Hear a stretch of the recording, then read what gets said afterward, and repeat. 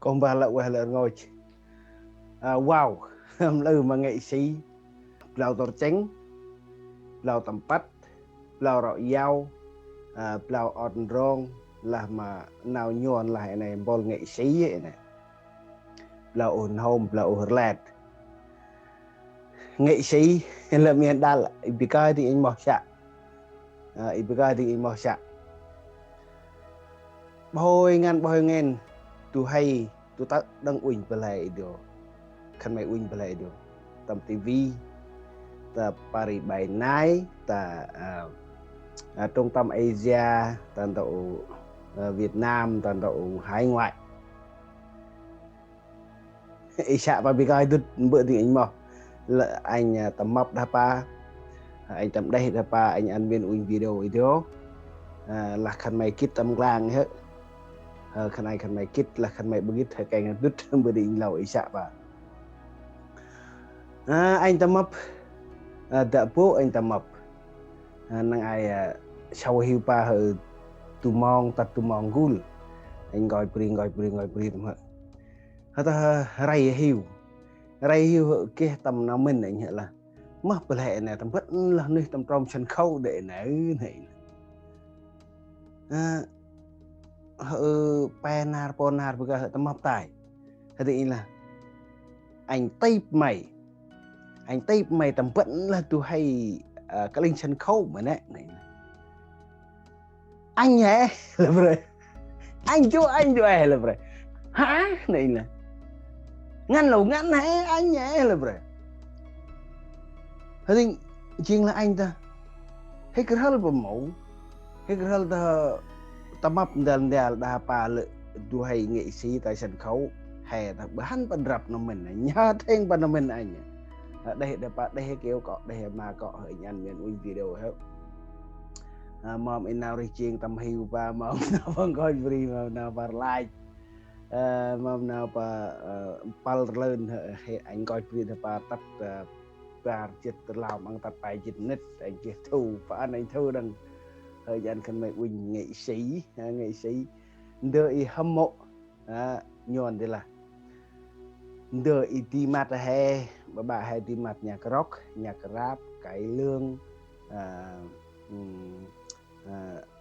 nhạc trẻ nhạc vàng như lợi tiếng tây tu hay này mà hát nào rồi bây giờ đợi lỡ tiếng tây này nè còn hay là hành chôm và lại và cái nòng mà đưa ly là ray lọ ray can này vào video vào cái set này phải bị cái độ tay bị like bị cái lương này đưa ly tầm nào đi đưa anh nhá kia đưa anh mà ít thần tượng là anh biết bol cực yết ấy cái ghê ta hở cái nòng mà cơ yết chế linh này thanh tuyền này nàng hẹp họ đưa yết và đưa này quay yết ta tính đưa ta anh uỳnh bol này tầm ban đang trường vũ tuân vũ này khăn pa chẳng qua là Việt Nam thôi bữa này mình đợi này đàm vinh hưng vinh ý này anh biết thần tượng bây giờ là anh hèn lực pin yết nhạc nước ngoài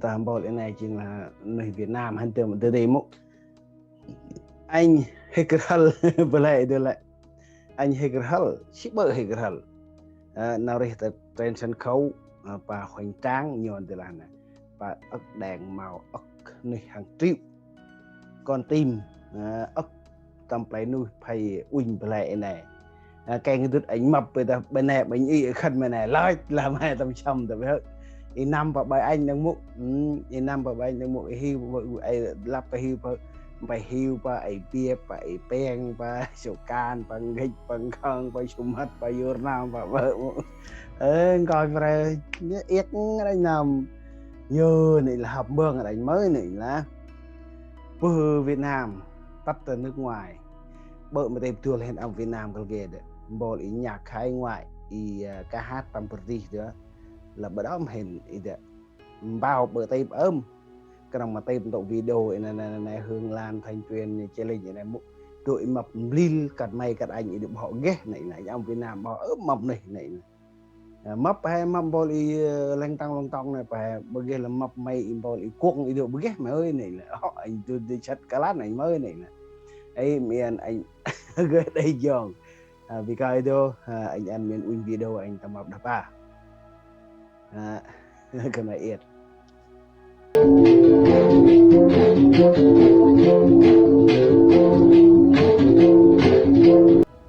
thiệt là bất ngờ luôn á, thiệt á, man, một người đâu phải là tức là những người lên sân khấu á thì không phải gì đâu, tức là họ là những người họ như mình như người ta thôi, như người ta, nhưng mà rất nhiều người biết, nó như là biết làm gì, biết Hollywood thì nó cao quá, đúng không? Còn tức là hơn những người bình thường đi, giàu hơn được, nhiều người yêu mến rồi khán giả yêu ta mến, thích nghề nghiệp thôi chứ không có hơn ai đó, không ai hơn ai hết trơn á. Bữa có show đi, bữa không có show thì cũng nằm đói luôn, ăn mì tôm lột con mắt. Hả?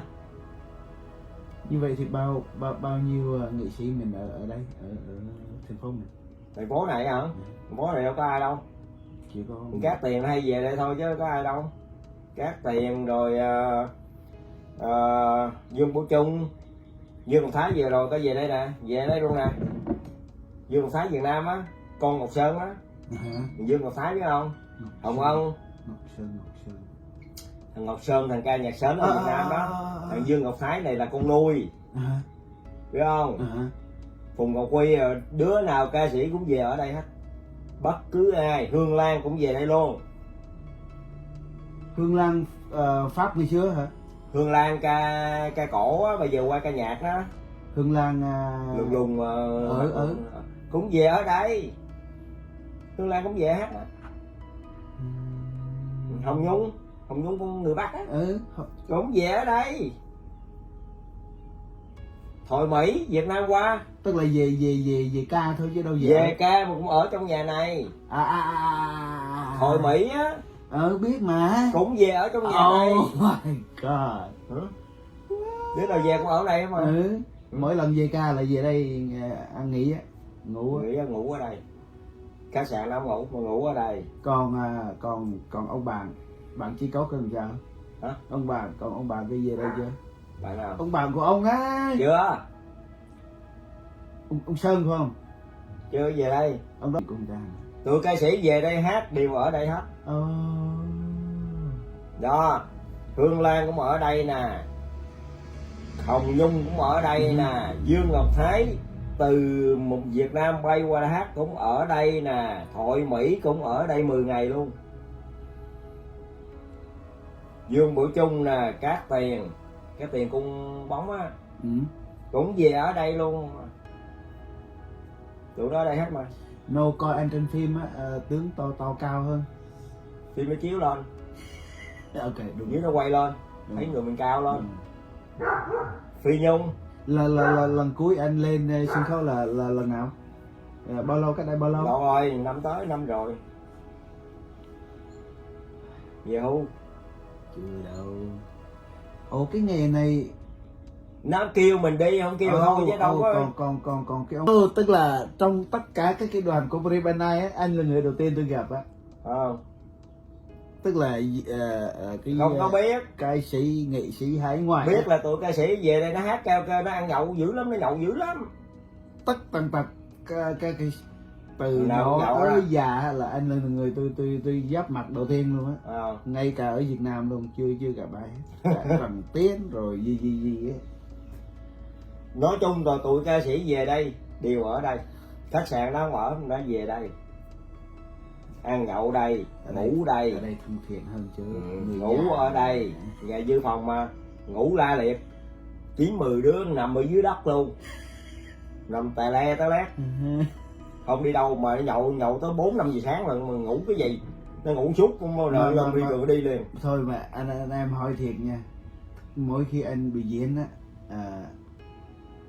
tức là mình là cái gì, mình đi tập giờ hay là cái đó nó có sẵn trong máu mình tập viết ra cái kịch bản rồi mình mới tập chứ đâu phải tự khơi rồi trong đầu nào mà nhớ hết biết hết.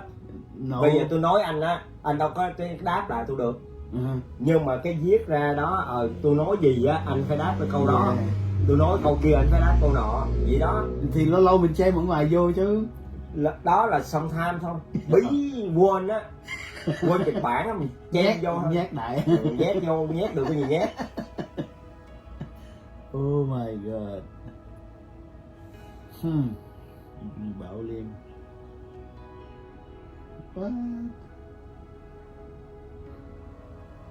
Anh làm cái nghề đó chắc lâu rồi. Lâu rồi, mấy năm rồi. Từ nhiêu tuổi? Từ mấy tuổi à, bây giờ tôi 50 rồi mà. Họ thấy mình có khiếu rồi người ta alo mình thôi chứ đâu phải mình đã... Đúng rồi, alo thôi. Nhưng mà cái gì cũng luyện tập đó. Dù lên trên sân khấu ca sĩ hát cũng phải tập. Có nhiều đứa hát nhép nữa chứ không. Đâu phải cái tiếng nó hát đâu. Nó hát ở trong thu băng. Rồi ra ngoài nó vẫn hát nhưng mà hát nhép. Trong cái băng nó hát ra. Chứ đâu có phải là đứng hát như mình đây đâu. Có nhiều đứa hát đứng hát cũng bài bản đàng hoàng. Có nhiều đứa trong cái đĩa nó hát ra. Mình ở ngoài cũng cầm hát gì á. Chứ sao? Chắc bữa nào dắt bà xã lên đây. Nên làm gì? Chụp hình coi không? Chụp hình với cái chụp hình đưa đâu? Đưa về nhát dán không? Ủa vậy là tiếp xúc nhiều với anh Thom chưa? Ít lắm. Nội tại sao tôi một lần thôi là tôi nhận ra? Phải không? Ít á là chắc hình như coi nhiều lắm không? Coi hài nhiều lắm không? Gặp với anh Thom ít là phải hơn 2 lần chứ. Nếu 2 lần là nó Thom mà 3-4 lần rồi. Đó, như vậy là cái thằng này cán rồi.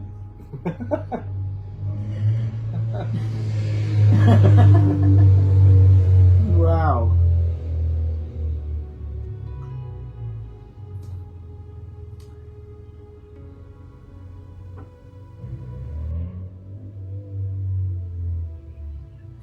Gì cười hoài vậy? No, ý nói là cái gì trên sân khấu, dưới sân khấu với ngoài đời.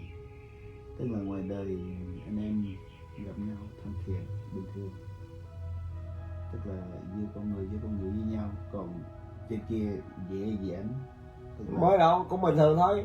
Khán giả muốn lên chụp hình thôi, muốn gì muốn thôi. No, tức là cái tâm lý. Mặc dù bên anh á là bình thường, nhưng mà bên khán giả là cái tâm lý. Tôi thì thì khán giả coi người đó là một người nghệ sĩ thôi. Mà thật sự ra sau bước rèm nghệ sĩ cũng là người dân, người thường như mình thôi. Cũng đi làm mướn, làm thuê, làm này làm kia chứ đâu phải là cái đó đâu có đủ sinh sống đâu, chi phí đâu. Show lâu lâu nó kêu một lần, nó kêu hoài hàng đêm hả?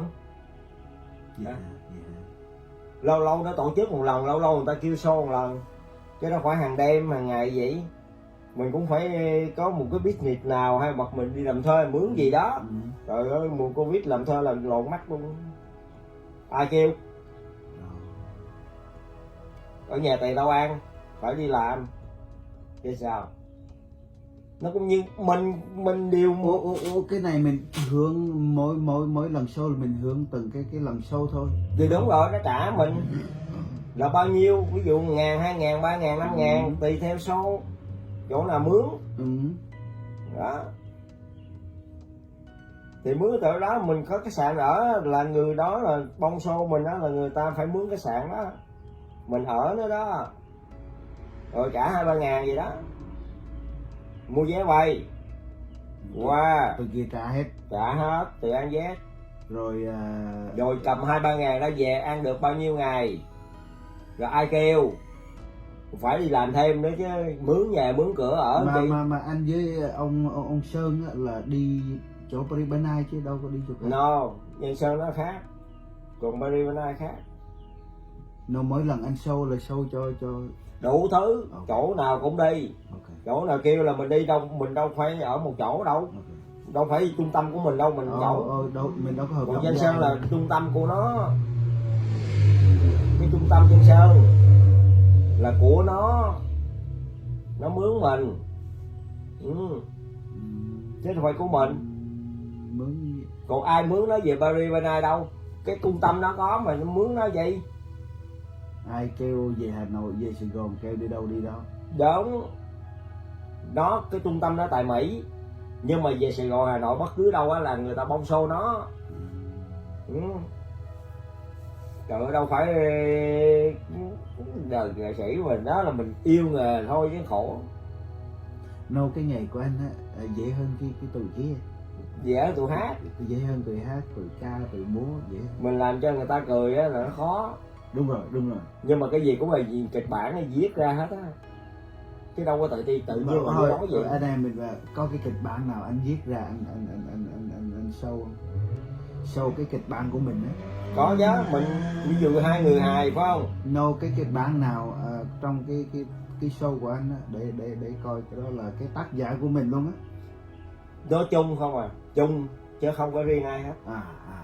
Hay. Ví dụ tôi ngồi tôi ghi ra, anh có thể bỏ vô những cái khác, bỏ bớt ra cái này kia, cũng 2-3 người vậy đó. Cho một mình đâu có làm một kịch bản được. 2-3 đứa diễn á, thì nó chăm vô bỏ ra vậy. Nó ra bài bản đó, chứ đâu có tự nhiên nữa. Mình diễn mà về nhà mình có xem không? Có xem một bài mình ấy hả? Mình xem lại chứ. Xem lại của mình á. Xem lại. Coi cái gì đó mai mốt cái mình đi chỗ khác mình diễn, người ta đâu biết cái vấn đề đó nữa. Thì mình chăm chế vô thêm chút nữa, thấy nó lạ chút nữa. Nó cũng giống vậy thôi, nó lạ ra anh thấy. Chứ đầu óc nào mà kịch bản mình viết hoài mỗi cái không khác nhau. Nó cũng giống vậy nhưng mà mình chăm vô bớt ra nó khác một chút. Đại khái vậy. Nhưng đầu óc nào nó vừa vậy.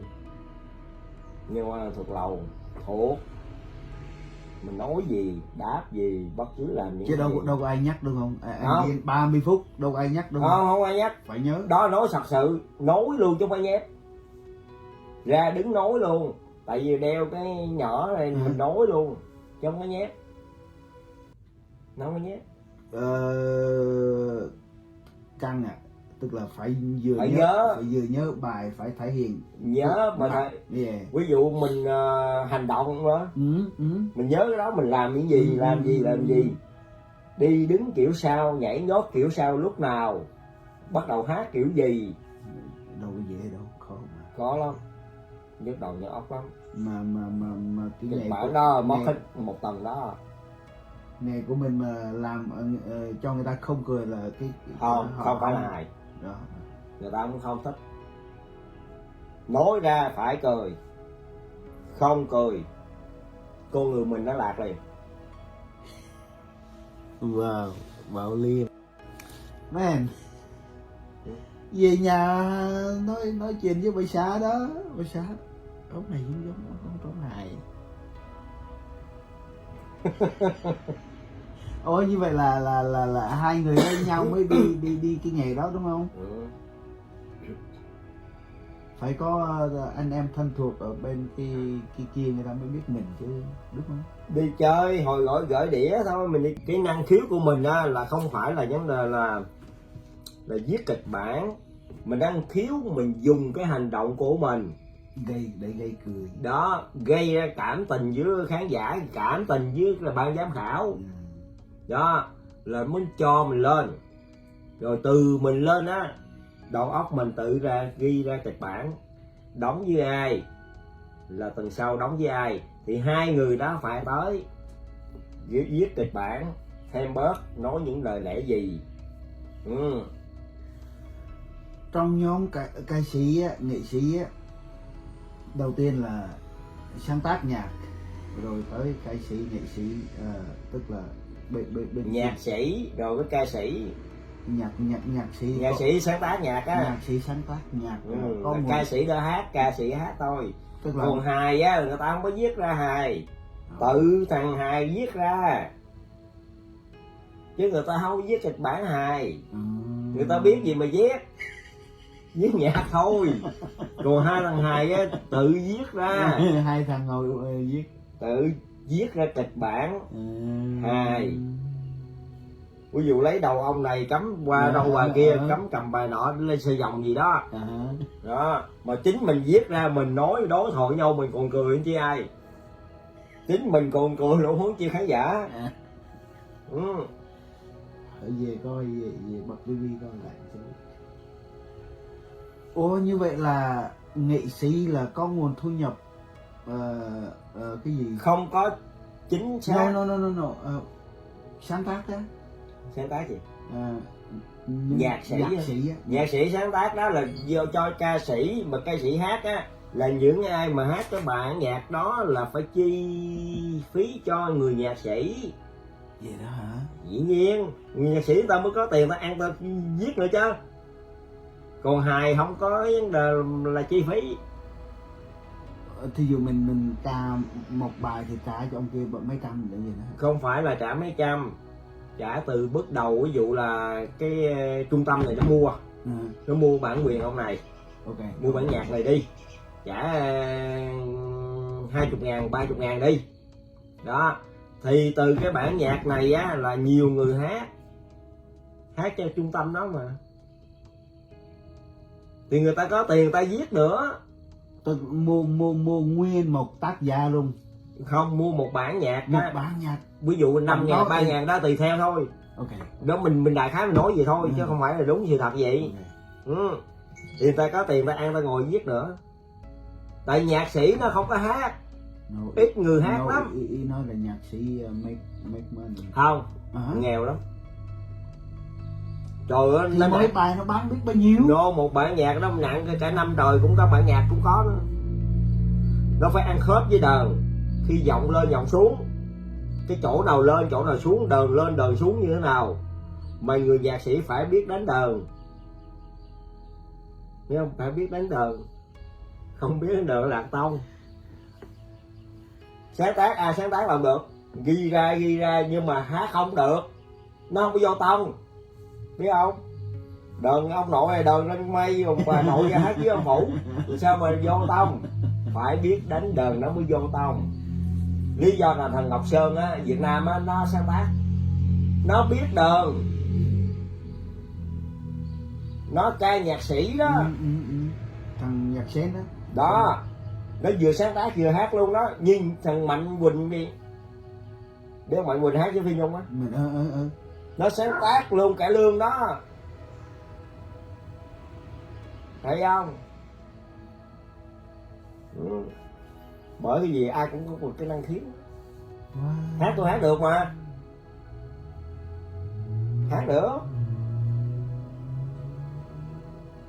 Thấy hài không? Tôi hát á. Thấy đó, hát được mà.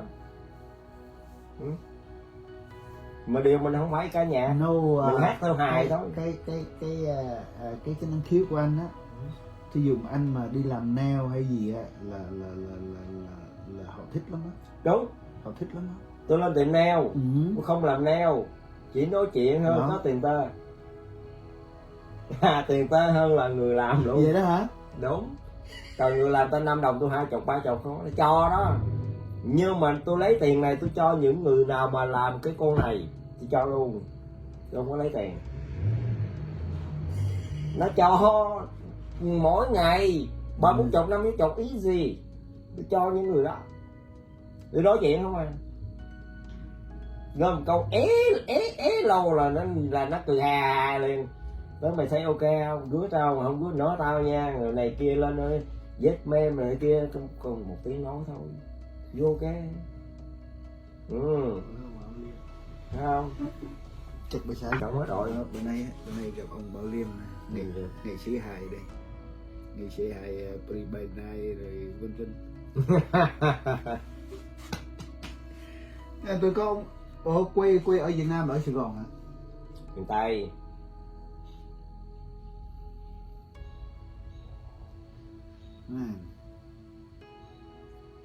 Về lần thăm tôi rồi gặp 3 lần mà không biết, không nhận ra. Gặp đầu tiên mà đầu nhớ mãi hả?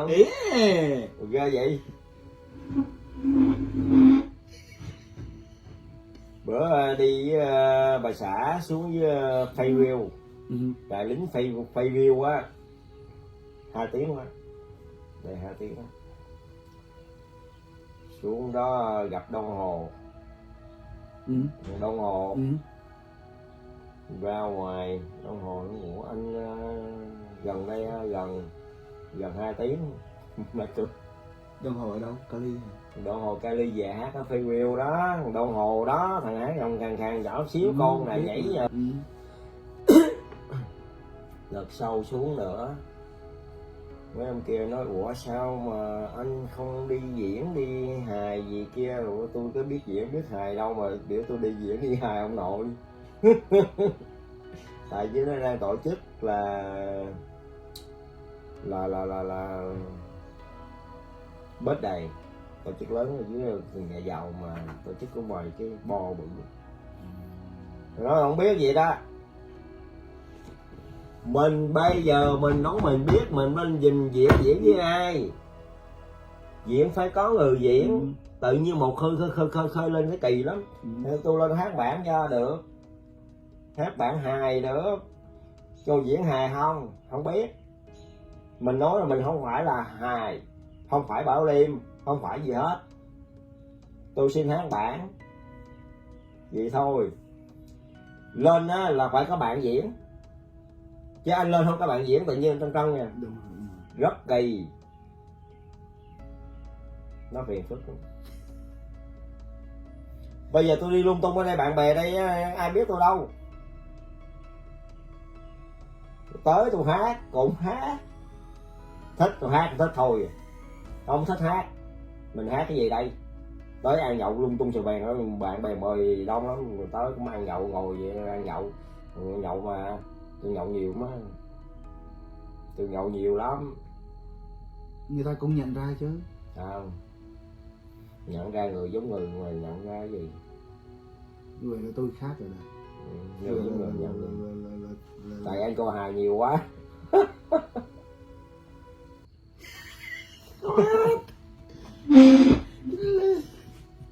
Nổ ý nói là anh ở đây á thì bạn bè đi làm này kia là ông này là ông Liêm chứ. Tôi ở đây cái gì? Không, tại sao bạn bè tên khai xanh tôi khác.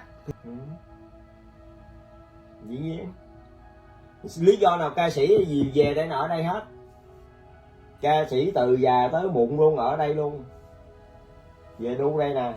Nhà chật chội, có phòng dương phòng mà ngủ 5-7 đứa trong phòng luôn. Ngủ tài le tắt lét. Đi đâu không biết, về tới số lọt này ca nhạc cũng phải về đây. Thiệt mà. Phải về đây hết á. Từ ca sĩ nào cũng về đây đó. Thì cái con người Bắc á, cái con tên gì mới nói nè, gì Nhung á. Hồng Nhung. Thấy lên sân khấu đó ghê không? Hồng Nhung á, người Bắc á, nói tiếng Bắc á, con đẹp gái. Hồng Nhung, Phi Nhung. Phi Nhung khác. Phi Nhung là Lai. Phi Nhung Lai, còn Hồng Nhung nó không có Lai, người Bắc, nói giọng Bắc. Về đây luôn. Mà Dương Ngọc Thái từ Việt Nam qua đây cũng về đây. Dương Ngọc Thái hát cái chùa kìa,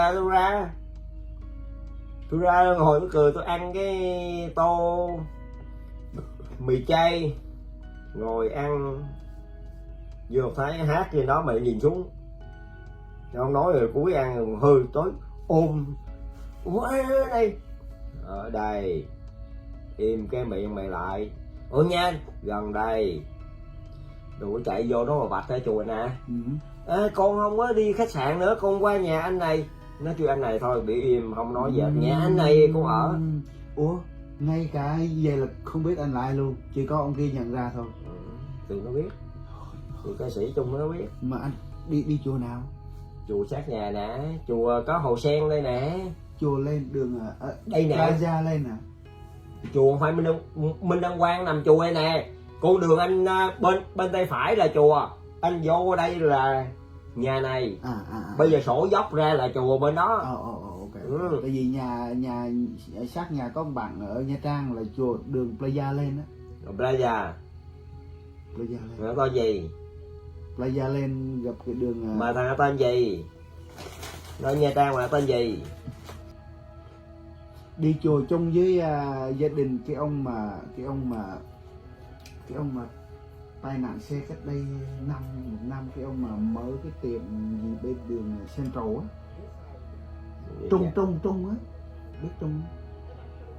Trung mà mở cái tiệm mà to go, gửi hàng, gửi đồ, gửi tiền, cái đồ đó, cargo á.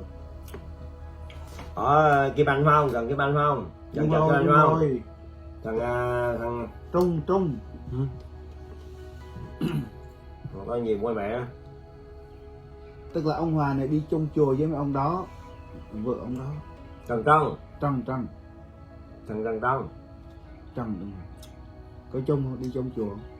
Nhà nó gần ở dưới tiệm mà Thơm lấy. Nó chết gần đó luôn. Mà đi chung chùa phải không? Không. Ok. Trần nhà nó ở dưới đó mà nó chết gần tiệm dưới á. Nó gần tiệm nó cũng từ ra ngoài đầu đường bên kia. Xe tung nó chết á. Phải không? Bứt cái đầu nữa. Bứt cái đầu. Trần Mấy tướng tá ngon lành, xui quá. 5 tuổi, 49. Nó tu tí.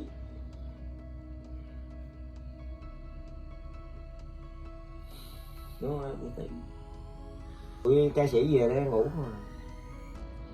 Cát Tiền, Dương Bụi Chung, Thoại Mỹ, rồi mấy thằng ca sĩ trẻ trẻ về đây ở 10 ngày. 10 ngày ở đây luôn à. 10 ngày luôn. Hát cho chùa á. Cái chùa Phật Ngọc vừa rồi về á, Phật Ngọc á. 10 ngày hát ở đây ở Dương Bụi Chung nấu ngon á. Nó nấu ăn luôn. Giao mày chiếc xe cho mày đi luôn. Mày muốn đâu tao mà biết. Nó chở băng nó đi đâu đi bực cha nó tao không biết. Về rồi hát xong về tối nhậu te đâu ở đây nè. Nhậu nó hát. Rồi bạn bè của vợ tới rần đây. Đêm nào cũng gì 10 mấy 20 mạng ta ca sĩ ở đây mà. Về hát nhậu tè lé mỗi đêm luôn. Ở 10 ngày là có 10 đêm luôn á. Rồi thêm vừa đi cái Dương Ngọc Thái về, Phùng Ngọc Huy về, Hồng Ân về, nhập vô đây nhậu cho 2 bữa luôn. Chở Dương Ngọc Thái ra ngoài phi trường. Dương Ngọc Thái nói giờ em biết bay về đâu nữa. Nó đi trước 1 bước, đi sau 3 bước xỉn đó. Mới đi giật mày muốn về đâu mày về tao. Ủa sinh năm sao mấy mặc dù là như nhau nhưng mà gì. Ok. Tu pun coi brief ang atat 7 minute. Ini ching là nghệ sĩ hài. Bữa nay coi brief này anh là Bảo Liêm, nghệ sĩ Bảo Liêm á. Yêu ba nào đi ching ba lẹn đình nào bằng gọi anh á, trần ví dụ anh đây đã ba bữa tắt. Giờ là ba là nghệ sĩ là một lượng bầu rất hay bản. Nó vậy bầu lên này món men là nấu mình ngọt và này chính là rau phay mà bà tươi lợi thì nơi kia nó rong là bà này ấy bữa nay đó chính là nghệ sĩ Bảo Liêm Vân Sơn Bảo Liêm. Anh là quê anh nào anh đã mọc đập bà anh thì chia sẻ khăn ai khăn mày bài hết là quê nữa ngồi